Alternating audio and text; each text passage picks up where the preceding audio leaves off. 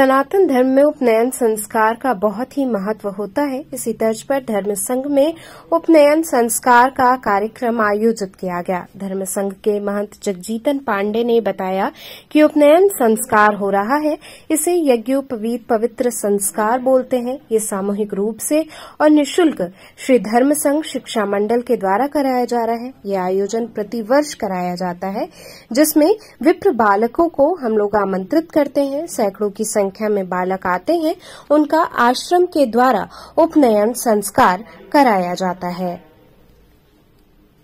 महाराज जी काशीवासी, चूंकि आपसे तो शुभ परिचित है, आज के इस भव्य आयोजन के बारे में बताएं। देखिए, ये उपनयन संस्कार हो रहा है, जिसको यज्ञोपवीत संस्कार भी बोलते हैं।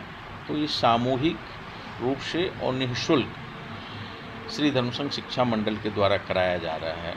यह आयोजन प्रत्येक वर्ष होता है, जिसमें विप्र बालकों को सबको आमंत्रित हम लोग करते हैं और सैकड़ों की संख्या में विप्र बालक आते हैं और उनका आश्रम के द्वारा संस्कार कराया जाता है। तो वही आयोजन चल रहा है, पूरे कर्मकांड चल रहा है, तो विधि विधान से आयोजन होता है।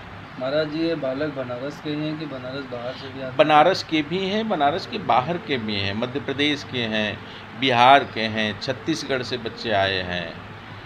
तो दूर दूर से भी बच्चे आए हैं। बनारस के भी हैं, काफ़ी बनारस के भी हैं, लेकिन बाहर के भी। महाराज जी, उपनयन संस्कार के बारे में संक्षिप्त जानना चाहे तो क्या बताएं? जो देखिए, सनातन धर्म के शास्त्रों में ढेर सारे संस्कार बताए गए हैं, तो उसमें से प्रधान संस्कारों में से एक संस्कार है उपनयन संस्कार है, ये यज्ञोपवीत संस्कार है।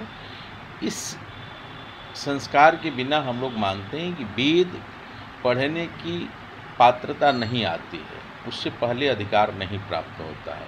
तो ये संस्कार के बाद ही आदमी को ये पात्रता होती है कि वेद पढ़ सकता है। तो पूर्व काल में, वैदिक काल में वेद ही प्रधान हुआ करता था। सारे बालक वेद ही का अध्ययन करते थे।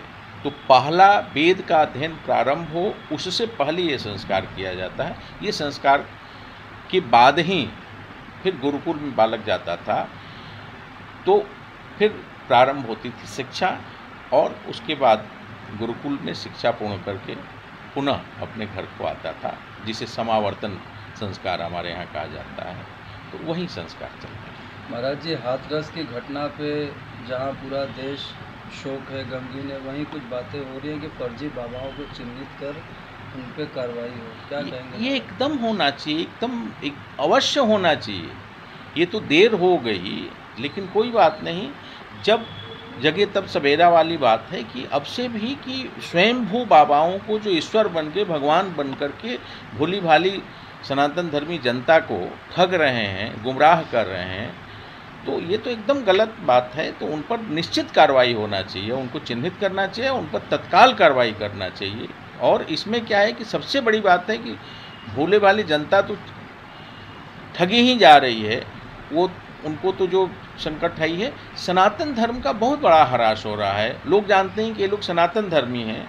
जैसे इसी हाथरस वाली घटना की यदि आप बात करें, तो भोले बाबा अपना रख करके वो नाम घूम रहा है, जबकि उसको भोले बाबा से कोई लेना नहीं है। एकदम नास्तिक व्यक्ति है, सनातन धर्म की किसी परंपराओं से कोई लेना देना नहीं है उसको, बल्कि वो कहता है कि सारे धर्मों को मिटा देना है हमको। तो मिटाने वाला आदमी ऐसा नाम फर्जी रख करके तो निश्चित रूप से आम जनता को गुमराह करने की चेष्टा है, और इस पर सरकार को लगाम लगानी चाहिए।